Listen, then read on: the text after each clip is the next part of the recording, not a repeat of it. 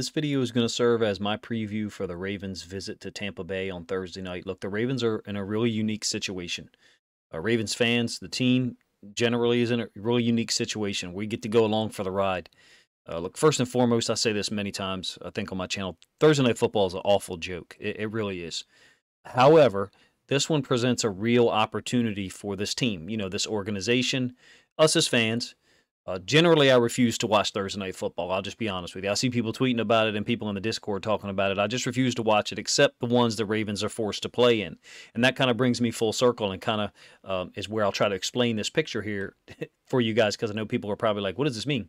It references a movie called Edge of Tomorrow, which I'll explain in a moment.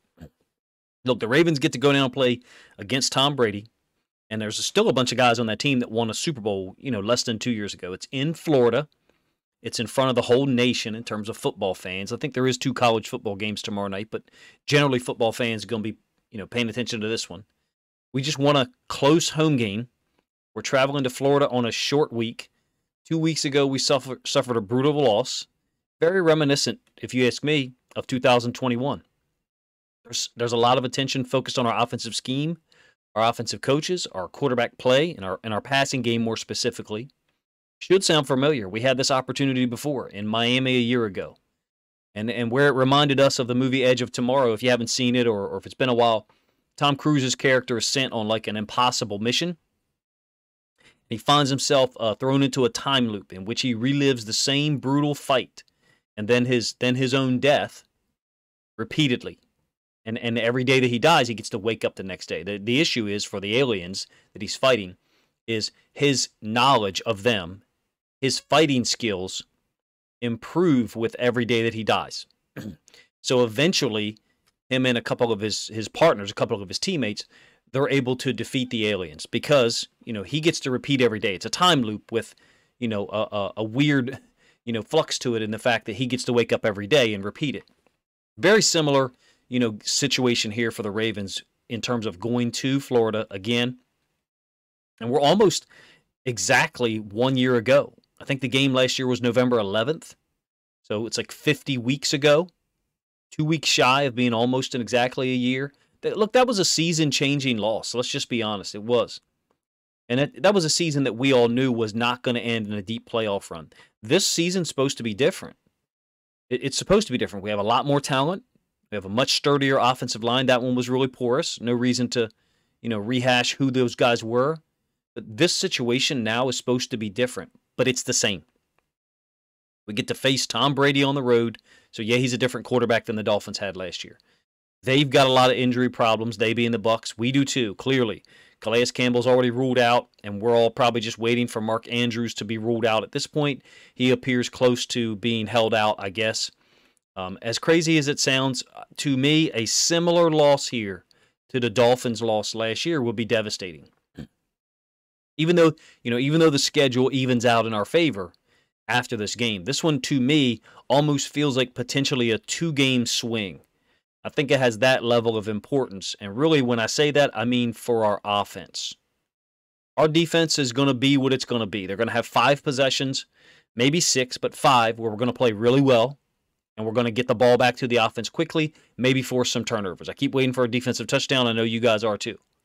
We're going to have 1 early possession and then, maybe a 1 or 2 late in the game where, for whatever reason, the Bucs are going to be a step ahead of us. That just seems to be the pattern we have. Are we going to score enough points to be ahead to where that won't matter, or we'll have the ability to score more as the other team kind of catches up to our defense? Hopefully I said that in a way that makes sense. To me, the onus is on our offense here. I think our defense is going to give up somewhere between 17 and 24 points, something like that. That seems to be where we are. And it's our offense's job to score more than that. And I know the Bucs have their own health concerns. And they're not the same defense as the Dolphins. They're just not. They have some real pieces, don't get me wrong. But last year's Dolphins team, young, extremely energetic, very fast.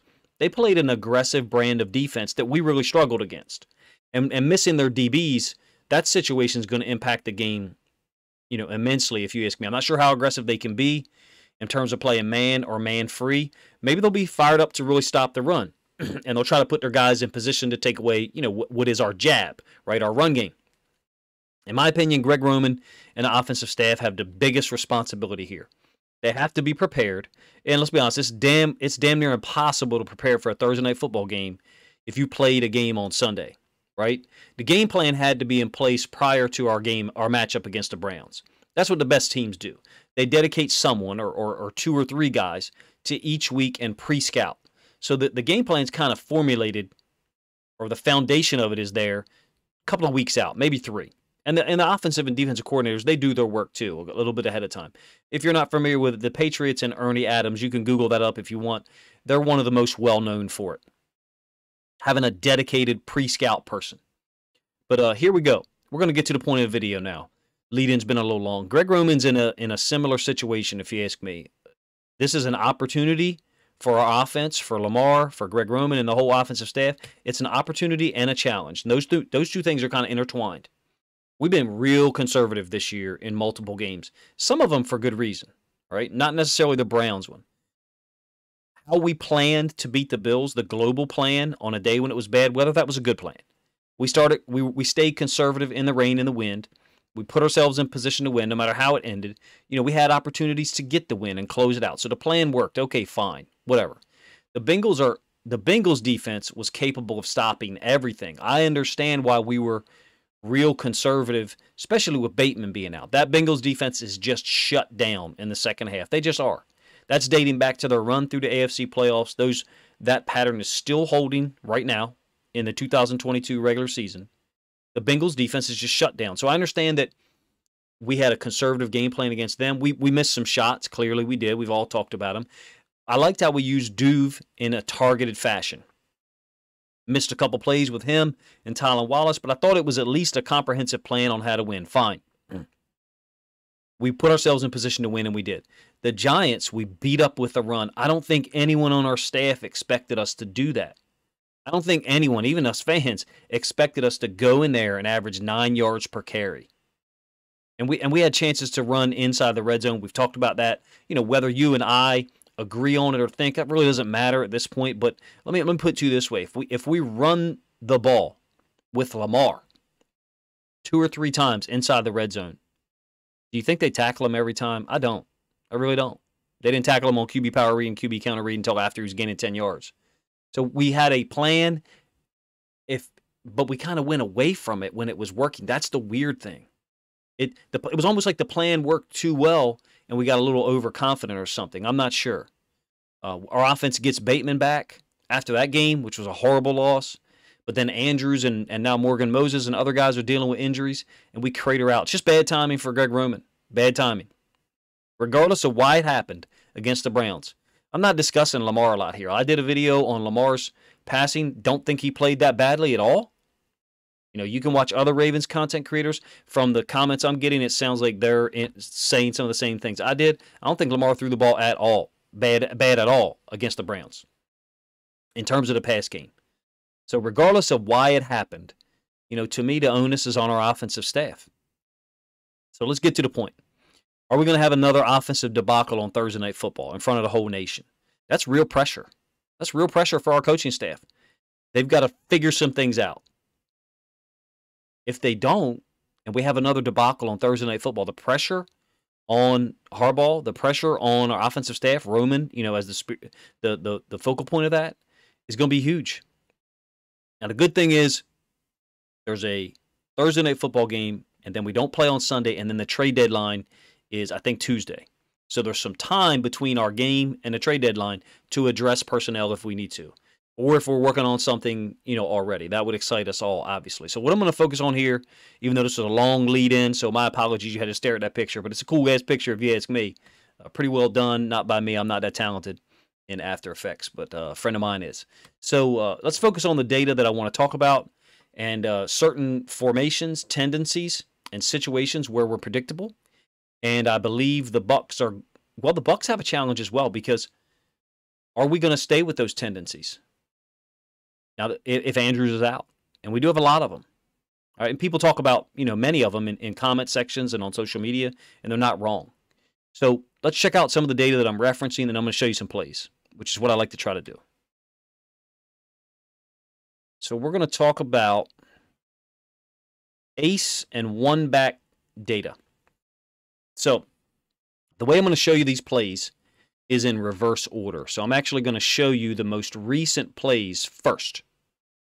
I'm going to show you how I believe the Ravens have tried. I believe there actually is a plan in place to have tendencies, be aware of those tendencies, and then use those tendencies against other teams as they try to take certain things away that we're showing. Hopefully I said that in a way that makes sense. Let's get to, you guys are welcome to pause and look at the data as you wish, but you can see under center, ace is one back. Okay, so one running back in the backfield. You got a significant number of passes there. You do have some runs at the bottom of the screen. Generally not productive. There is a 16-yard gain by Drake there. A 12-yard gain on a toss play to Duve. It's like the 6-1 from the bottom. The player column is all the way over to the right. I don't have the ability to edit this screen and point with a mouse, so maybe I need to change the way I present that data.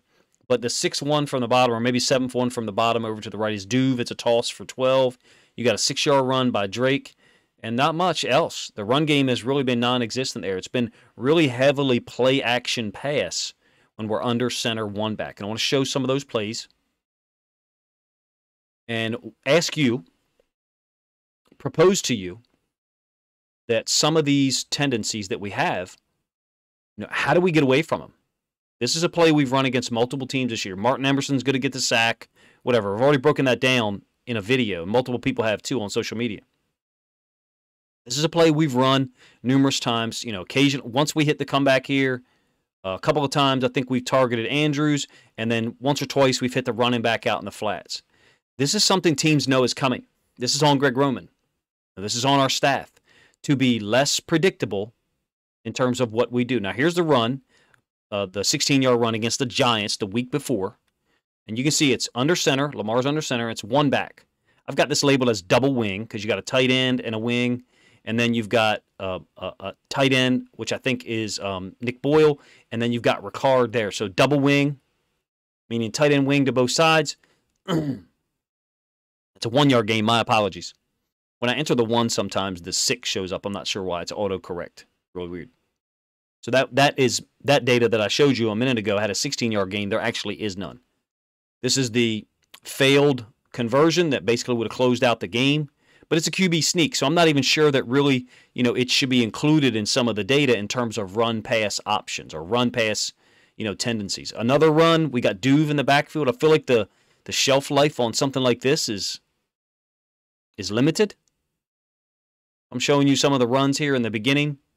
I don't feel like our under center one back run game I don't feel like it actually even exists for real. Again, the data that I showed you had a 16-yard gain, which is not real. It should have been a 1-yard gain. This is generally what you're getting when we're under center, whether we have 2 tight ends to one side or the other or not, is this. This was the 3rd play of the season, I believe, against the Jets. Play action with the running back going in the opposite direction, Lamar kind of booting off of it, and Robinson getting himself open. Obviously, this play is not against the Jets. I'm saying this is the same exact concept. Teams know that, they should know that it's coming. They should know that under center one back has a really high degree of being play action. I don't know that we're going to be under center a lot. I'm really disappointed in our under center game, to be honest with you. Yes, this is probably one of the best throws that I've seen any quarterback make this year, especially being as he's getting hit by Trey Hendrickson as the ball is being released. The margin for error here, I feel like, is quite small. We only convert this because of Lamar's touch and his willingness to. This is what he has to do. This is what he has to do more of. Not the throw, not the quality of the throw. He has to be willing to take a hit right after he's delivering the football. If I was going to complain about something for Lamar, that would be my complaint. Is that there's times where because he's so athletic and he's such a winner, he wants to win and make plays. Instead of taking a hit like this to deliver the ball, he'll take off running. Does it happen 6-8 times a game? No. I'm saying it happens once or twice, all right? Amazing throw. But in my opinion, we've got to be less predictable in these situations where we're under center, one back, or under center, two back, which I'm going to show you in a moment. Generally, it's all play action pass. Remember the play we just talked about and a lot of people broke down against the Browns. You had a 2-receiver route. Andrews ran a check up here, and Bateman ran a deep comeback. I can't really draw it accurately in terms of the screen because it's so zoomed in. And Ricard went in motion from left to right and pass pro'd, and the running back, which was Gus, kind of went out into the flats, and we didn't target him. And people have argued for 2 or 3 days, should we throw it out there to him? Whatever. Who cares? Point is, we run this every week. Under center, 1 back. In this case, trips with Ricard. He's going to motion. Essentially, it's twin wing. Essentially, Ricard ends up over here, and it's 2 tight ends, and they're staying in the block, and it's a 2-receiver route. We ran this for 2 or 3 years. Marquise Brown had a huge catch against the Detroit Lions, running a post from the slot position. Not sure if you guys remember it, on the road in Week 3 last year. Point being, I can only predict stuff and reference those things for you because of how predictable it is. Like, I wouldn't be able to automatically recall that for you if it wasn't so damn predictable. It doesn't have anything to do with me and how much I pay attention and the work I put in. That's not what it's about. It's because we're predictable. And if you think what I'm telling you is anything special, man, you should hear NFL defensive coordinators. They're going to know this stuff. And that's why it kind of shocks me some situations when these linebackers kind of step up, like the Browns linebackers did a couple of times in one-back situations. We're just not running the ball that much at all, and when we are, it's damn sure not successful. Just a deep comeback, this similar route to what Bateman ran against the Browns, and then Lamar just didn't have time to get it to him because Martin Emerson sacked him. Here's the same play concept pretty much. There's the running back running out into the flats. You got the deep comeback, and you got Andrews here. We can't be this predictable tomorrow night. We might be this predictable and still win. Okay, the Bucs are in a terrible injury situation. So I'm trying to relate this to the Bucs and get to my overall point. We might still win if we're predictable. But we open ourselves up to someone just out scheming us and players out executing us, especially the players who understand tendencies. All right? I just don't think we can go in there and be this predictable. Now, again, under center, 1 back, play action. Hopefully you guys are seeing it. Maybe some of y'all listened to a video I put out Monday night where I was apparently I was ranting, saying, how do you not know, how do the Browns not know it's under center, 1 back? I've just shown you like 5 or 6 in a row. There's like at least 4 or 5 more loaded up. I'm not going to show you all of them. Hopefully I'm not showing you copyrighted content that I'm going to have to edit this video on. All right, let's get back to some other data here in a moment. Let me load that playlist up. This is going to be under center, 2 back. Now, I don't have as many of these, but you don't need to see them for real because this is under center, 2 back. But you know what other data aligns with this is pistol 2 back, and I will show you I think 2 plays here. If you look at the play breakdown here, first of all, you got some pretty good gains here, right? A lot of them are draw plays under center. Mostly this was what we used against the Patriots and the Bills. Remember all those draw plays? Dobbins had one. Hill had one. Hill had a big one against the Patriots, I believe. And I think Dobbins had one for like 8. So all the data's not in here for this.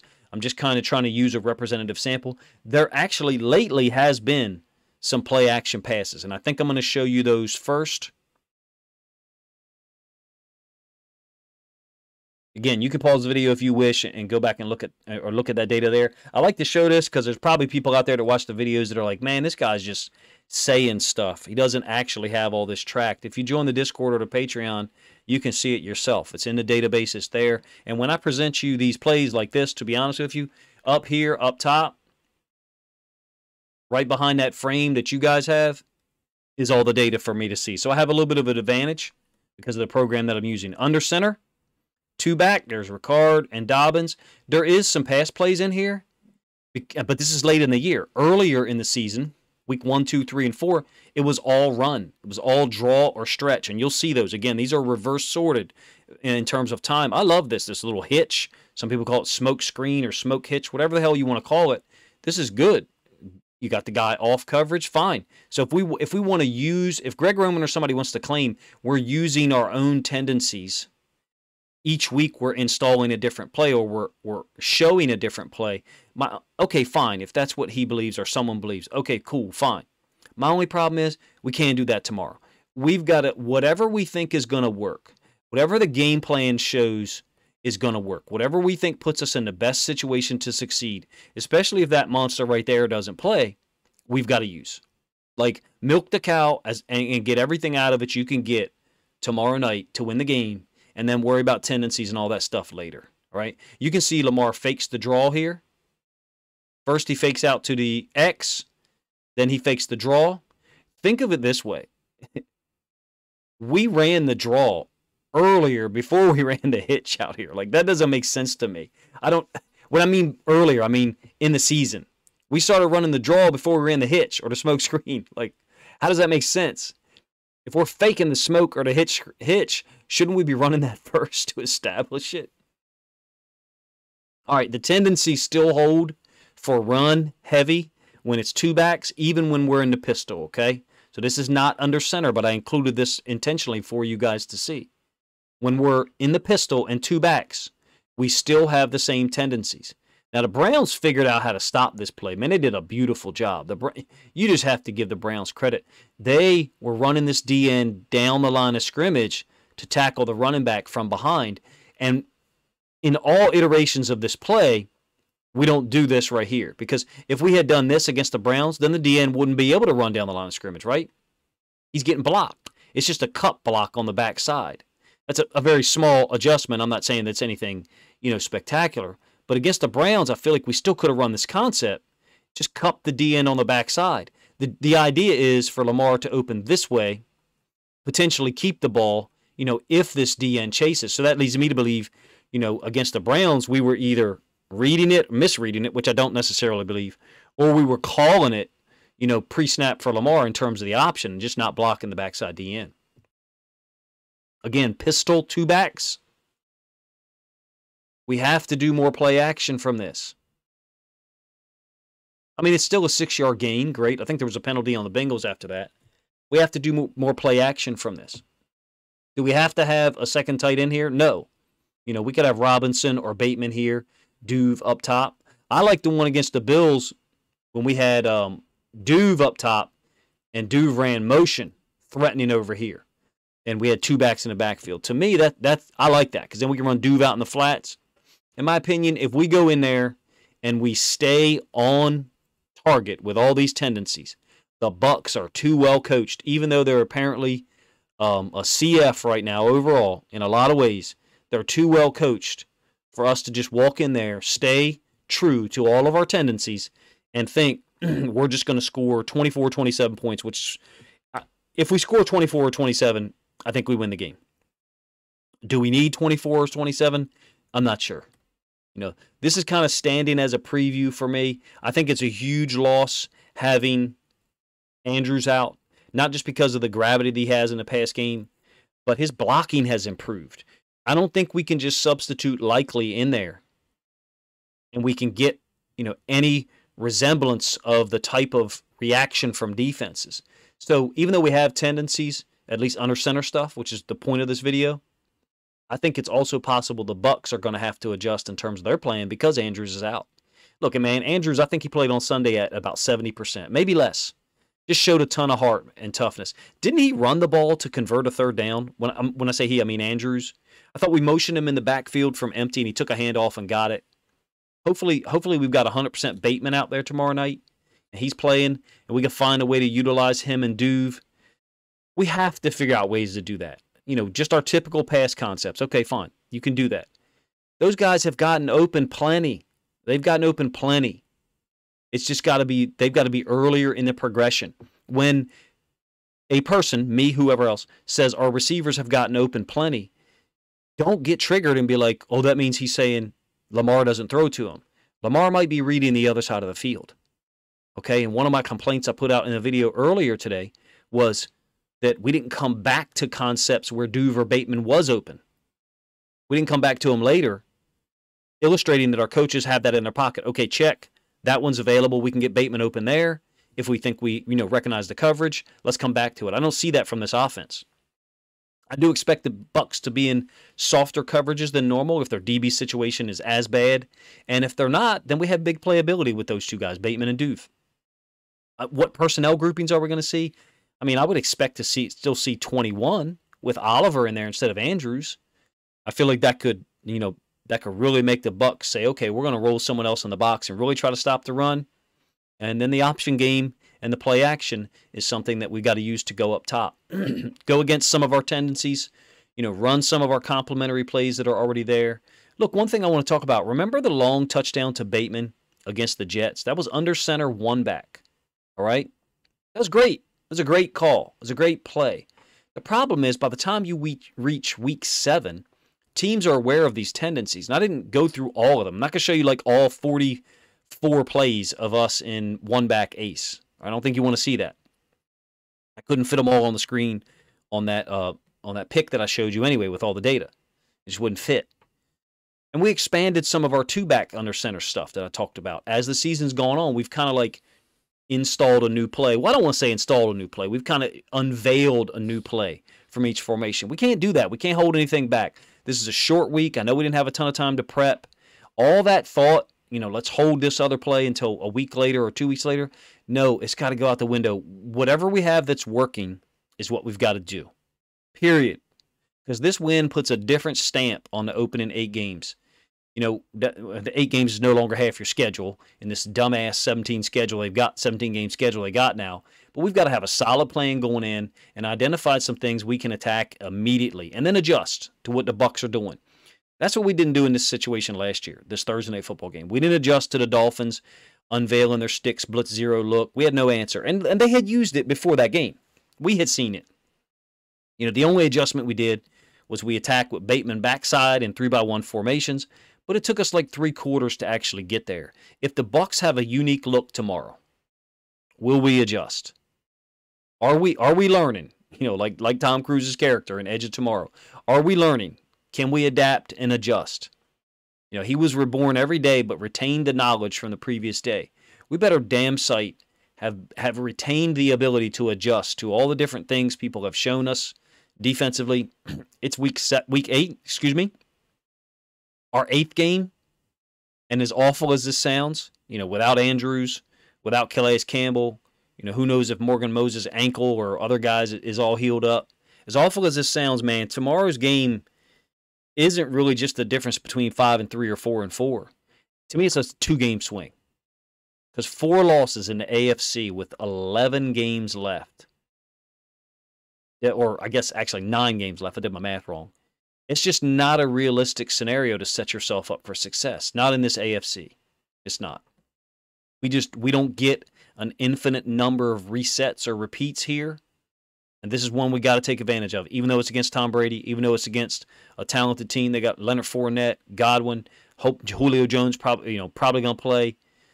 They'll certainly have some answers. We just don't get an infinite number of opportunities, and neither does Greg Roman and the offensive staff. There's a lot riding on this one. Even with some key players out, we have a unique opportunity and a unique challenge as a team and fans. And the obvious fall guy here is Greg Roman. There's no doubt about that. And another performance like we had last year against the Dolphins, and he could be gone. Could be gone. Maybe you want that, maybe you don't. But in order for that to happen, that means we got to have a terrible offensive performance tomorrow night. I don't want that to happen. Personally, I hate Thursday night football. I'll never watch it. I think it's the front, though. And I'm going to finish with this and then be done. I think Thursday night football is the front. And here's what I mean. It's the shiny problem for us as fans. The NFL puts it out there once a week, right? And people focus on it. They complain about it, rightfully so, especially when things happen like happened to Tua. But it's the shiny tool out there for us to get pissed off about. When the more serious problem is the 17-game season, and which is becoming apparently the new norm. I hate Thursday night football and everything it represents, but I'll be seated, front and center and prepared to watch this version of the Ravens try to learn from their previous mistakes. And I might be wrong here, but I think the offense and its game plan, its execution, its ability to put up 24-plus points is the biggest factor here. Because I think if we get locked into a game where all Brady needs is one more touchdown, we're setting ourselves up for failure. Appreciate you guys checking the video out. Extended and very different and unusual preview for me with very little film to show. But I thought I wanted to get something out, and this Edge of Tomorrow comparison I felt was pretty appropriate. Let me know what you guys think in the comments section, and let me know what your predictions are for tomorrow night's game.